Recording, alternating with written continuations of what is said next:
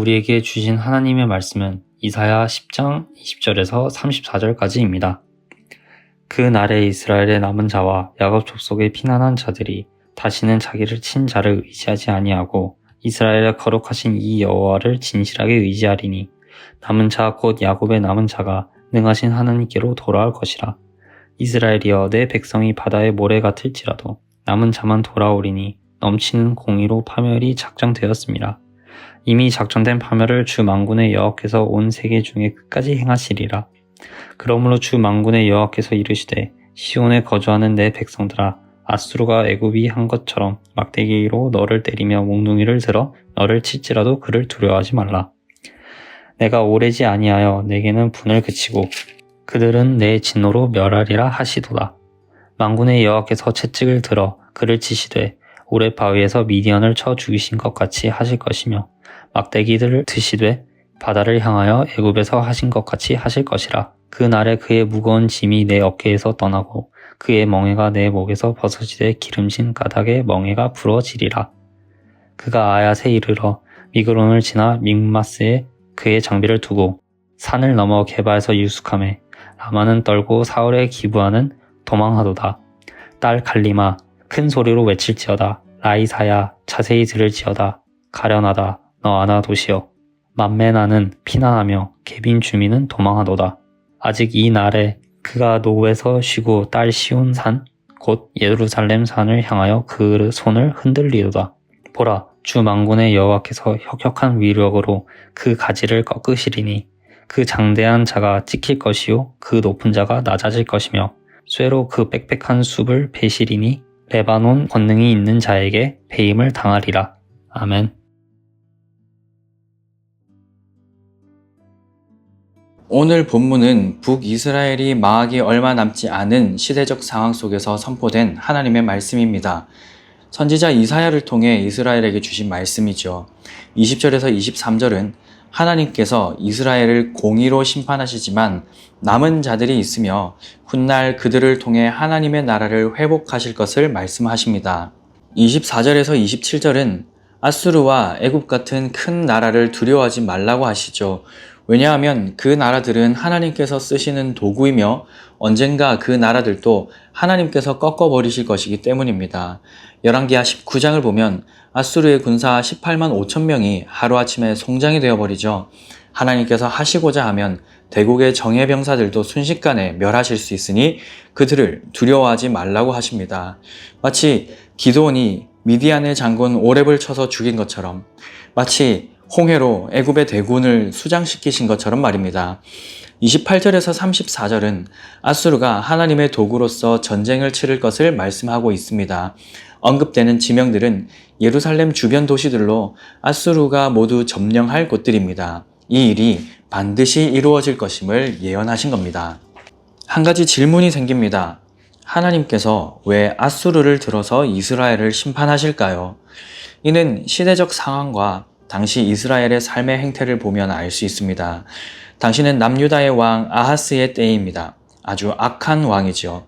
그리고 북이스라엘의 왕 베가의 때입니다. 역시나 악한 왕입니다. 남유다와 북이스라엘 모두 죄가 가득했던 시대입니다.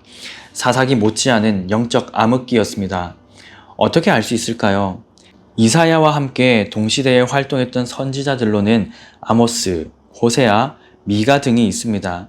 그들의 메시지를 보면 얼마나 영적으로 어두웠던 때인지 가늠해 볼 수 있습니다. 한마디로 타락의 끝을 내달리던 시대였습니다. 이스라엘의 부자들의 사치가 극에 달하였습니다. 물질주의와 향락주의에 빠져 있었죠. 은을 받고 의인을 팔았는데 이는 사람 자체가 가진 가치를 보는 것이 아니라 그저 활용 가치를 보고 도구화한 것입니다. 모든 것을 가늠하는 척도가 돈이었습니다. 나시린을 끌어다가 술을 마시게 하고 예언자의 입을 막아 예언하지 못하게 했습니다.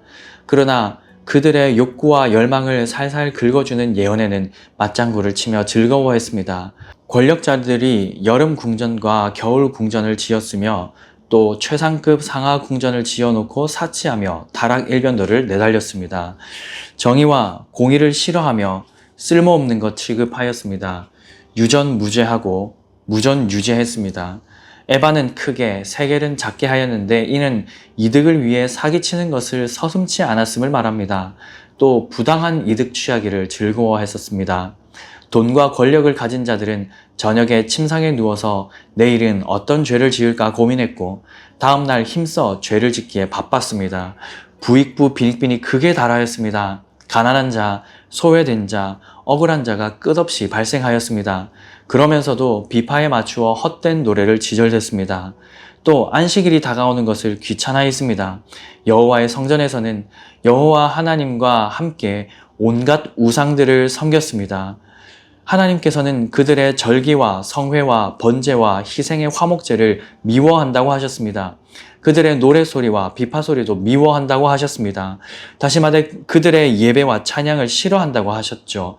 그러면서 주께서 진정 바라는 것은 정의를 물같이 공의를 마르지 않는 강같이 흐르게 하는 것이라 말씀하셨습니다. 권력자와 지도층만 악했던 것은 아닙니다. 백성들도 모두 다 악했습니다. 종교적 죄악만 있었던 것이 아닙니다. 정치, 경제, 문화, 외교, 교육 등 모든 영역에서 죄가 가득했습니다. 하나님의 입장에서 생각해 보십시오. 이스라엘의 죄악이 하루 이틀의 일이 아닙니다. 주전 1446년 출애굽시키시고 율법을 주셨던 때로부터 이들은 늘 죄악 가운데 있었습니다. 시내산에서 율법을 주실 때 그들은 금송아지를 섬겼습니다. 광야 훈련이 다 끝나가던 시점에 모압 여인들과 행음함으로 하나님의 노여움을 샀었죠. 가나안을 정복하게 하셨으나 그 땅 주민들과 함께 살면서 역전도를 당하였습니다. 우상숭배, 동성애, 살인과 강간 등 끔찍한 죄가 가득했습니다. 하나님을 왕좌에서 끌어내리고 인간 왕을 세웠습니다. 그들은 지난 700여 년 동안 변함없이 범죄하였습니다. 하나님은 그런 이스라엘에게 엘리야와 엘리사, 나단, 갓, 미가야, 요나, 아모스, 호세야, 미가, 나훔, 오바댜 등 수많은 선지자들을 보내셨습니다. 그러나 회심하지 않았죠. 하나님의 말씀을 무시하였습니다. 그래서 하나님은 선지자 이사야를 부르셔서 이렇게 말씀하셨습니다. 이사야 6장 9절에서 10절입니다. 너희가 듣기는 들어도 깨닫지 못할 것이요 보기는 보아도 알지 못하리라 하여 이 백성의 마음을 둔하게 하며 그들의 귀가 막히고 그들의 눈이 감기게 하라. 염려하건대 그들이 눈으로 보고 귀로 듣고 마음으로 깨닫고 다시 돌아와 고침을 받을까 하노라. 이것이 하나님께서 왜 앗수르를 들어서 이스라엘을 심판하시는지에 대한 이유입니다. 사랑하는 서문가족 여러분, 이런 말씀을 대하면 두렵고 떨리지 않습니까? 이사야 시대 때 말씀하시고 역사하신 하나님은 오늘도 동일하신 하나님입니다. 하나님은 우상숭배를 끔찍하게 싫어하십니다. 하나님은 공평과 정의를 사랑하시는 분입니다. 하나님은 가난하고 약한 자들의 아버지이십니다. 하나님은 사치하고 방탕하며 향락에 빠진 이들을 심판하시는 분입니다. 그렇다면 여러분, 예수 그리스도 안에서 하나님을 아버지로 모시고 있는 우리가 이 세상을 바라보며 어떻게 살아야 할까요? 하나님을 사랑하셔야 합니다. 마음과 뜻과 힘을 다해서 하나님을 사랑하십시오. 하나님의 자리를 대신하려는 모든 우상을 버리십시오. 공평과 정의를 세우기 위해 노력하십시오. 우리의 삶의 영역에서 하나님의 공의가 강물처럼 흘러가도록 최선을 다하십시오. 또한 기도하십시오. 공평하지도 않고 정의롭지도 않은 우리 사회와 이 나라와 온 세계를 하나님의 심정으로 바라보며 주님의 나라가 임하기를, 하늘의 뜻이 이 땅에서도 이루어지기를 기도하십시오. 사치와 방탕과 향락에 빠지지 않게 주의하십시오. 우리에게 주신 시간과 물질을 가난하고 약하고 소외된 자들에게 흘려보내기를 기뻐하십시오.